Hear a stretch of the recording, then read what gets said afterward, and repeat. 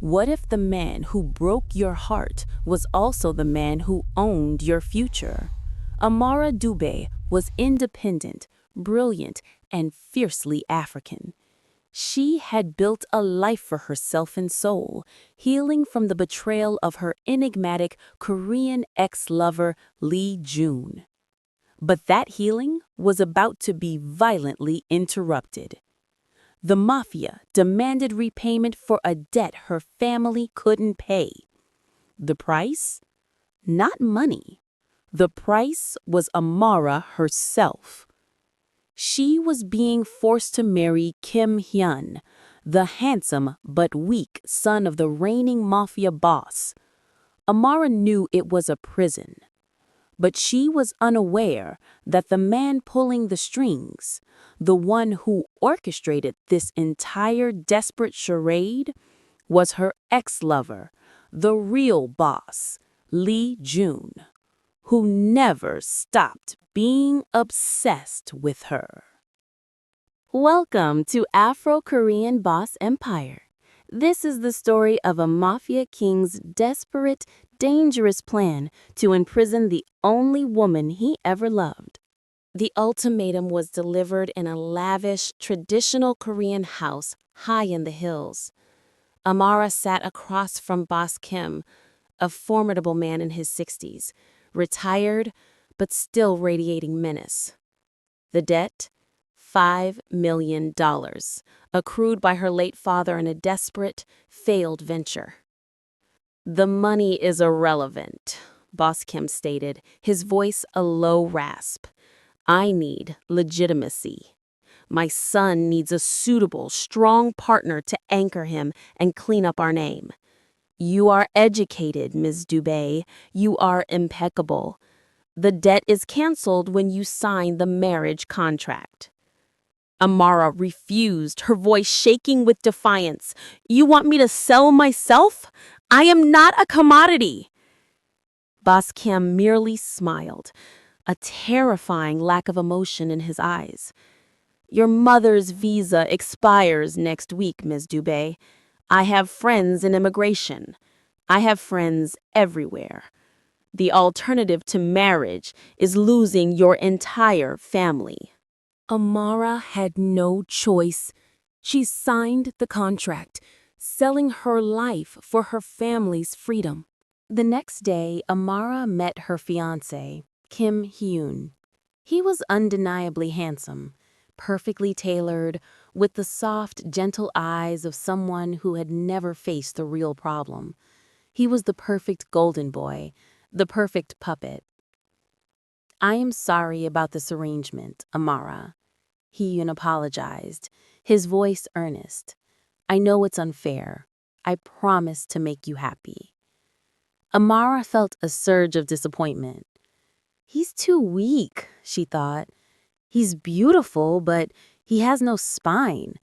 How is he supposed to be the heir to a mafia empire? This entire setup felt wrong." Later, while Hyun was distracted by a phone call, Amara noticed a figure watching them from the shadows of the garden compound. He was tall, dressed in a sleek black suit, positioned perfectly to observe every movement. His posture was commanding, dangerous, utterly unlike the frail Boss Kim or the soft Kim Yoon. The figure stepped forward slightly, and the light hit his face. Amara's breath hitched. It was the familiar, razor-sharp face that had haunted her dreams for 5 years. Her ex-lover, Lee Joon. He didn't acknowledge her. He didn't flinch. He simply delivered a curt, sharp command to Hyun, addressing him like a subordinate, then melted back into the shadows. "Who was that?" Amara asked Hyun, her voice barely a whisper. Hyun immediately stiffened, deferential and nervous. "That's just Lee Joon, Amara. The boss's senior advisor. He handles all the real business for the family. He's cold. You won't see much of him. The day before the wedding, Amara received the wedding band. It was custom-made, heavy, and ornate, inscribed with a deep, complex pattern that looked almost like a snake coiling around a crown. The design was intensely familiar. She remembered the pattern. It was the exact tattoo Joon had on his forearm, a secret symbol he'd refused to explain 5 years ago. Later that evening, Joon found her alone in the massive library, studying the contract details. He didn't look at her. He looked at the ring. "It fits you," Joon commented, his voice flat, devoid of emotion, yet carrying a familiar, dangerous undercurrent. "Perfectly." Amara finally found her courage, her voice defiant. "You think this ring can trap me? I will find a way to escape your pathetic heir, Joon. You think I'm afraid of your boss?" Joon finally looked up. His eyes, dark and possessive, were fixed entirely on her, and for the first time, Amara saw the same obsessive fire that had burned in their relationship years ago. He stepped closer, his shadow falling over her. "The boss is the least of your concerns, Amara," Joon murmured, his voice now dangerously soft. "You are marrying into this family tomorrow, and believe me, the only man who owns you here is the man who always has." Amara is about to marry a puppet wearing the ring of her obsessed ex-lover? Did Joon orchestrate this entire nightmare just to get her back? And is she marrying the son or the man who is the true boss? Tell us what you think in the comments below. The wedding was a cold, opulent formality. Amara walked down the aisle to marry Kim Hyun, but every vow felt directed at the man standing silently to the side, the advisor, Joon. She had traded her freedom for her family's safety, and now her prison was the lavish, heavily guarded Kim compound. Amara's new life was a gilded cage. Their apartment within the compound was luxurious, but the bulletproof windows and silent security details reminded her she was a prisoner. Her husband, Kim Hyun, was painfully kind and entirely ineffective. He treated her with nervous reverence, avoiding any intimacy, spending most of his time golfing or managing superficial, legitimate business. All, she noted, with the advisor's silent approval. The Mafia's real operations were completely invisible to Hyun. Every major decision, every meeting, every guarded phone call, it all went through Joon. He was the ghost in the machine, the true source of authority. Amara realized quickly that she hadn't married the heir, she had married his cover story. Hyun would complain to her nightly, drinking expensive whiskey. "I hate this life, Amara. The pressure is suffocating. I wish father would just let me run the art gallery like I want to." "Why don't you tell him that?" Amara asked. Hyun would shudder. "Because I'd have to tell Joon first, and nobody argues with Joon." Amara didn't see much of Joon, but she felt his presence constantly. He would appear in the shadows of the compound's massive garden while she was reading, or stand silently across the ballroom during family dinners. He didn't speak to her, but his intense, proprietary gaze never left her. The contradictions were maddening. When she needed a complex, rare African ingredient for a dish, it appeared in her kitchen within the hour. When her favorite book was slightly damaged, a new first edition copy was left on her bedside table. These were gifts only Joon would know to give, acts of intense, silent devotion that undercut her anger. One afternoon, she found him in the compound's library, studying ancient texts. She confronted him. "Stop it, Joon. Stop sending me gifts. Stop treating me like your property." Joon didn't look up from his book. I don't treat you like my property, Amara. I treat you like my obsession. And I don't send you gifts.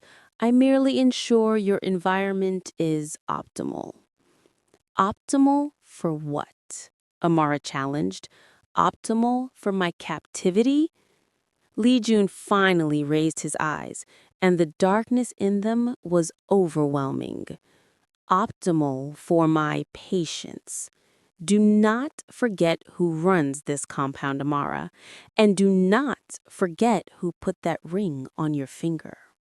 The fragile stability of the Kim family was shattered one night by a sudden, brutal attack. The lights went out, and the compound erupted in gunfire. Amara was thrown against the wall by the force of an explosion outside her window. This wasn't a family squabble. This was a rival syndicate. Hyun, terrified and useless, hid under the bed, clutching her hand. Lee Joon, however, was everywhere, his voice a sharp, commanding roar over the intercom, directing the defense. He was a force of nature, decisive and lethal. A grenade breach blew a hole through the wall leading into the compound's main corridor. Two massive men from the rival Black Serpent Syndicate burst in, weapons raised, looking for the heir. Hyun shrieked in terror. Lee Joon burst into the room, not from the door, but from a hidden panel in the wall. Without a word, he engaged the attackers, a terrifying ballet of violence. Amara watched, stunned, as her advisor became a monster of controlled fury. After the immediate threat was neutralized, Lee Joon dragged Amara into the service tunnel leading below the compound. They were after Hyun, Lee Joon stated, his voice tight. They want to destabilize the leadership. You're safer with me. Why save me? Amara demanded, struggling against his powerful grip. You're supposed to hate me. Lee Joon pinned her against the cold tunnel wall, his intense gaze unwavering. I don't hate you, Amara. I never did. And if you think I went through all this trouble just to watch someone else take you, you don't know me at all. The rival attack failed, but the damage was done. The compound was in chaos. Amara found Hyun later that night, still shaking, sitting alone in the library. He wasn't drinking whiskey anymore. He was holding a gun. I can't do this anymore, Amara, Hyun confessed, tears streaming down his face. I'm not built for this. I'm not the boss. I never was. Then who is? Amara asked, her voice flat, the answer already clear in her mind. Hyun lowered the weapon, defeat settling over him. Lee Joon. He's the one who runs everything. He handles the operations, the deals, the contracts, and the marriages. He orchestrated this? The debt, the contract, the whole thing? Amara asked, the betrayal twisting in her gut. Hyun nodded miserably. It was all Lee Joon. He forced my father to let him set up the marriage contract. Said I needed a strong wife. But he didn't do it for the family. He did it because he said you were the only thing he'd ever truly lost. And he spent 5 years ensuring you would be the only thing he ever truly won. The truth is out. Lee Joon orchestrated the debt and the forced marriage out of pure obsession. But why did he dump Amara 5 years ago if he was this obsessed? Did he truly break her heart only to save her life? And now that Amara knows her husband is a puppet, what will she do to reclaim her freedom from the real boss? Tell us what you think in the comments below. The attack by the rival syndicate shattered the illusion of the Kim family's power. It also shattered the distance between Amara and Lee Joon. After that night, the fear in the compound was replaced by an electric, volatile tension, fueled by Lee Joon's desperate intensity. The attack revealed a weakness that Lee Joon could not ignore: Amara herself. The rivals, the Black Serpent Syndicate, saw the new wife as an easy target for leverage. Lee Joon increased her personal security tenfold, but his methods were not protective, they were possessive. He began breathing her on the compound's defenses and the syndicate's enemies, treating her less like a prisoner and more like a necessary partner. He insisted that she learn about the Black Serpent's operations. "Why tell me this?" Amara challenged him one afternoon as he reviewed security protocols with her in his private office. "I'm the wife of the heir. This is your business, not mine." Lee Joon leaned across the dark wood desk, his voice dropping to a low, dangerous whisper. "Because you are smarter than everyone else in this compound, Amara, and because if you are going to be my weakness, you will be a strong one.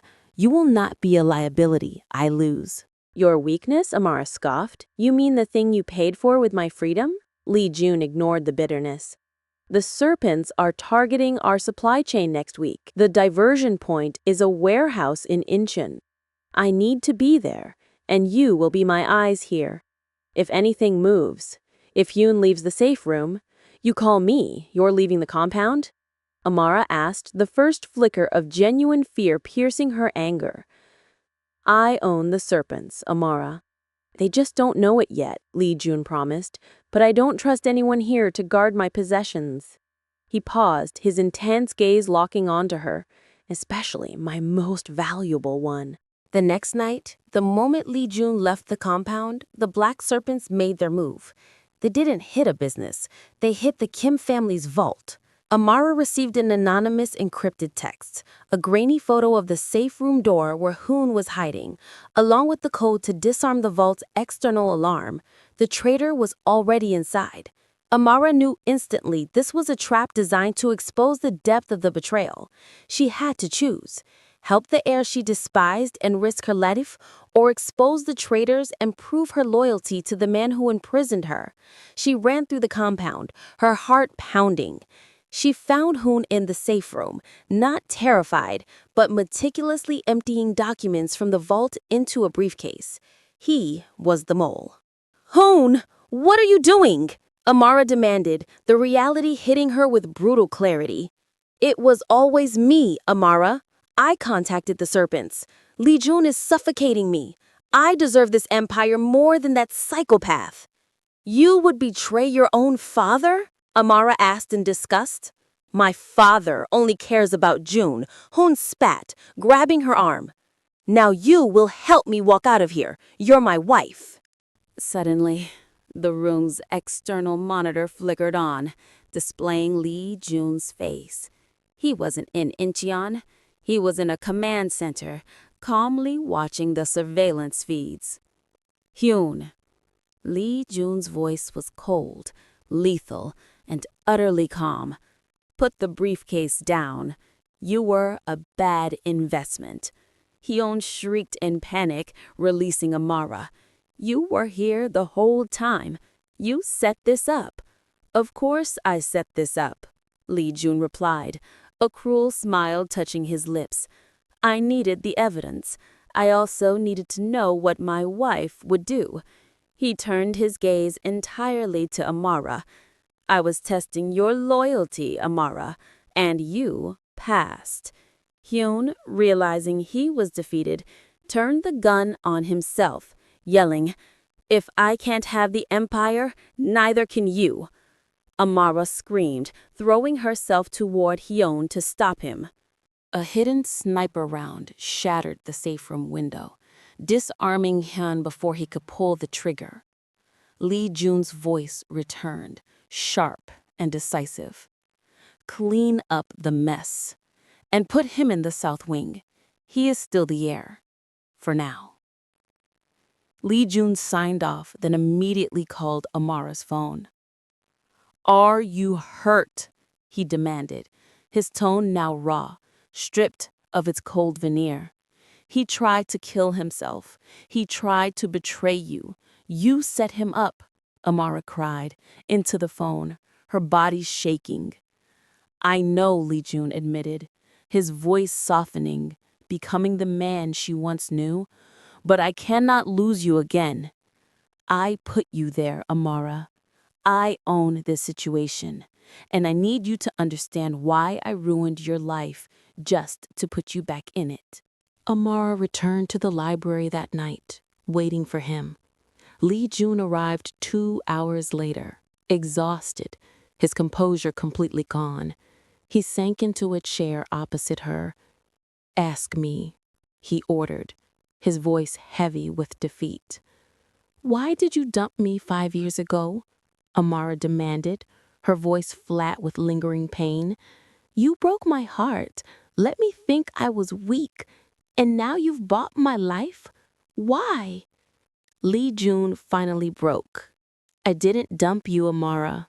I sold you. I sold you to my father for your safety. He had you marked as a liability. The price of your life was my absolute obedience and control of the syndicate. I chose to be your villain so you could live." "Then why bring me back now?" Amara whispered, tears falling down her cheeks. "Why ruin my life again?" Joon looked at her, his dark eyes filled with a terrifying, absolute truth. "Because I realized 5 years ago that I would rather see you hate me every day in my house than love someone else every day in theirs. I brought you back because I am obsessed, Amara. And now that you are mine, I will never let you go." Joon finally confessed. His obsession led him to sacrifice his life and Amara's freedom. Now that Amara knows the truth, that he broke her heart to save her life, will she forgive the man who bought her? Or will she use the chaos of the syndicate to finally claim her freedom from the real boss? Tell us what you think in the comments below. The air in the library was thick with the dust of shattered secrets. Joon's confession that he sacrificed his soul and her heart to save her life was the truth Amara had subconsciously yearned for. But it was also the justification for her captivity. "You chose to be my villain," Amara whispered, the words heavy with 5 years of pain. "You chose to own me. You don't love me, Joon. You own me." Joon's hands, still gripping hers, were desperate. "I gave up my life, my honor, and the only peace I ever knew to ensure you lived. I would burn the city down before I let you walk away again. That is love, Amara. It's just mine." "Your love is a prison," Amara shot back, pulling her hands free. "And I won't stay in it.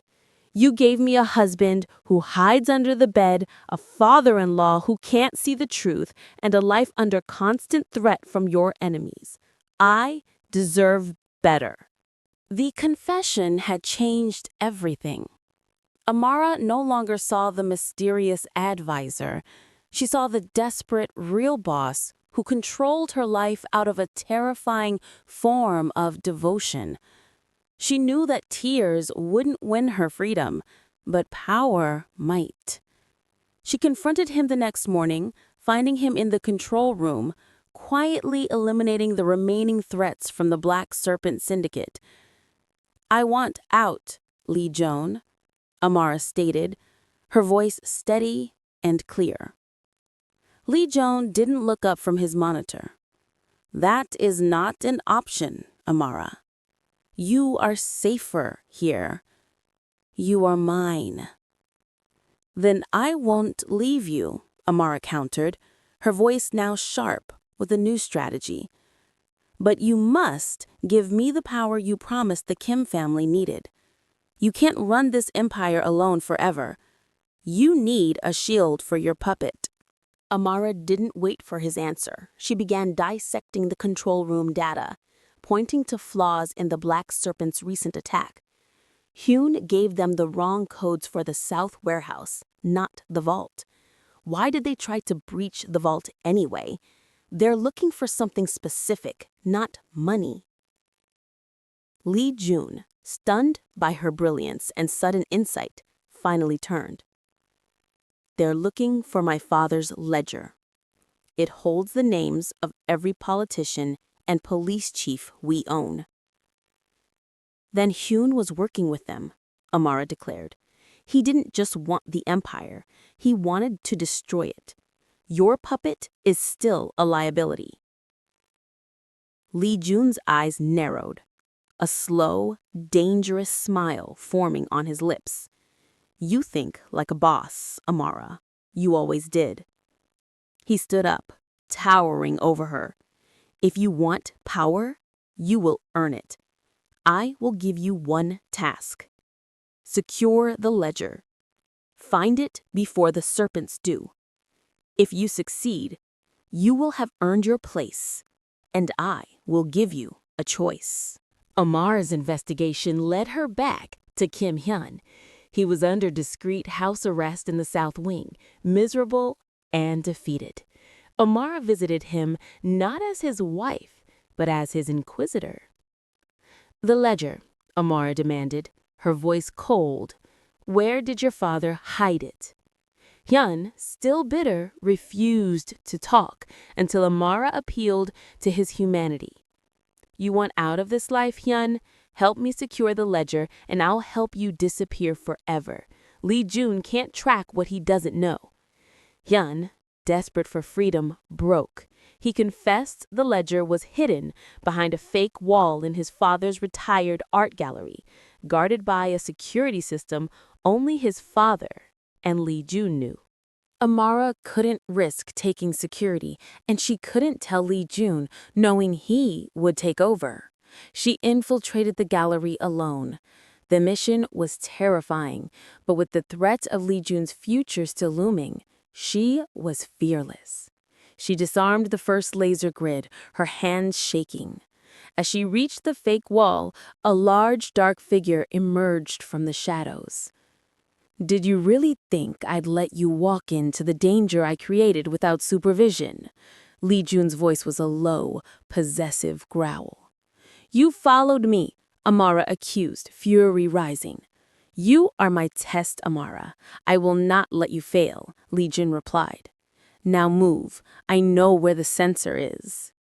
They worked in tandem, their movements synchronized by years of intimate knowledge. Joon broke the final lock, and Amara snatched the heavy, leather-bound ledger. As they prepared to escape, the lights flooded the gallery. Joon's former fiancée, Sarah, the cruel, jealous woman who had orchestrated the Mafia's takeover, and who Joon hated, stood there with the black serpents. "I knew Joon would come for the ledger, and I knew he wouldn't risk it without his precious African wife," Sarah sneered. Sarah ordered the serpents to attack. Joon shoved Amara behind a marble statue and fought with a cold, terrifying ferocity. Amara used her knowledge, distracting the serpents, turning the tide, until only Joon, Sarah, and Amara remained. Sarah leveled her gun at Amara. "I will kill her now, Joon. She is your weakness." Joon did not flinch. "She is my strength. Do it, Sarah, and you will sign your own death warrant." The ledger leaves with her. Amara took the distraction, slammed a heavy pedestal into Sarah, and ran toward the emergency exit with the ledger. Joon followed, ensuring her escape. Back at the compound, the ledger was safe. Joon looked at Amara, his body scarred, his eyes blazing with a mixture of raw passion and pride. "You saved my entire empire, Amara. You passed the test." He pulled a small, locked black box from his pocket. "Your reward is in here. Open it." Amara opened the box. It contained 2 items, the $5 million debt note torn in half, and a single, plane ticket to Africa, her ticket to freedom. Joon looked at her, his voice heavy with finality. "You earned your freedom, Amara. You can leave. I will arrange safe passage for your mother. I will never contact you again. This is my gift to you." He paused, his gaze desperate. "Or you can choose to stay. I will give you power, Amara." not as a wife, but as my queen. You will sit at my right hand, and together we will rule. The choice is yours. Amara has the choice. Does she take the plane ticket and her freedom, or does she choose the powerful, dangerous empire and the obsessive man who bought her life? And if she chooses the empire, can a love born of captivity ever truly be free? Tell us what you think in the comments below. The scent of freedom was intoxicating. Amara sat alone, staring at the torn debt note and the plane ticket to Africa, the escape she had risked everything for. But the other hand held the heavy ledger, the key to the empire, and the knowledge that Joon was waiting, betting on her choosing him. Joon had given her a choice, but he hadn't given her the one thing she truly needed: respect. He offered freedom or ownership. Amara realized she would take neither. She would take power. Amara walked into the control room, the ledger tucked under her arm. Joon was waiting, his face unreadable, his heart in his eyes. "I have made my choice," Amara stated, walking past him. She placed the ledger not on his desk, but on the center of the command console. "The ticket is gone. I will not leave," Amara declared. "But neither will I be your wife, or your queen, or your possession. You offered me a place, Joon. I am claiming a position." Joon did not move. "Explain your terms." "The ledger is the key to your empire," Amara continued, her voice strong.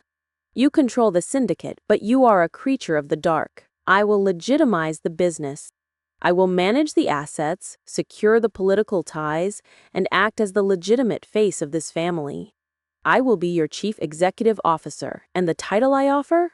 Joon challenged, his eyes narrowed. "I will not be your wife until you prove you see me as an equal, not a prize. I will sit at your right hand, not as your queen, but as your partner. If you want me, you accept my terms." Joon stared at her, seeing not the woman he dumped, but the fierce, brilliant partner he desperately needed. His choice was simple: concede control or lose her forever. He smiled, a slow, genuine, terrifying smile that reached his eyes. "Welcome to the empire, partner," Joon replied, his voice a low promise. "Your terms are accepted." Transfer was immediate and within 6 months, Amara had restructured Lee Holdings, using the ledger to leverage politicians and eliminate external threats cleanly. She sat at the head of every corporate board, her presence radiating power that eclipsed both the old boss Kim and the bewildered Hyun. Joon, meanwhile, moved fully into the shadows, the true power behind the throne. He was Amara's silent shield, her relentless protection. They were an unstoppable force. Amara conquered the light, and Joon dominated the dark. Their partnership was cold, clean, and utterly professional, until they were alone. In the privacy of their new penthouse, the icy control would fracture. The power Amara demanded professionally, she would now demand personally. One evening, after a major victory that netted the syndicate a new shipping line, Joon found Amara on the terrace, watching the city lights. He moved to touch her but hesitated. "You didn't lose me, Joon," Amara corrected him gently. "You won me. But you did it the hard way. Now earn me." Joon finally let go of the control he had maintained for 5 long years. He knelt before her, his head bowed. "I love you, Amara. I was a desperate fool. I see you now, my partner. My queen. Please forgive me." Amara knelt, pulling him up, kissing him with a fierce, absolute passion that spoke volumes. The fear was gone. The resentment had melted into acceptance. She had earned the right to choose him. They married 6 months later, a small, intimate ceremony that celebrated their partnership more than their vows. Hyun, free and happy, finally left the family business to manage his art gallery in Paris. Boss Kim quietly conceded that Amara was the strongest thing to ever happen to his empire. A year later, Amara was seated in her new CEO office, the Busan skyline gleaming behind her. Joon entered, his face radiating quiet devotion. "The Japanese deal is closed," Joon reported, handing her a file. "The empire is secure, and the doctors confirmed the south wing needs to be converted." Amara looked up, a soft, powerful smile gracing her lips. "Our baby is due in 3 months, Joon."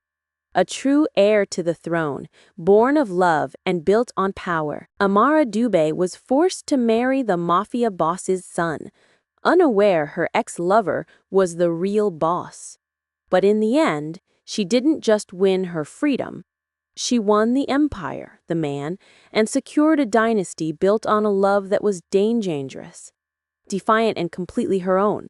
Besties, Amara proved she is the ultimate power. What should they name the heir to the Mafia and CEO empire? Tell us your strongest name suggestion in the comments.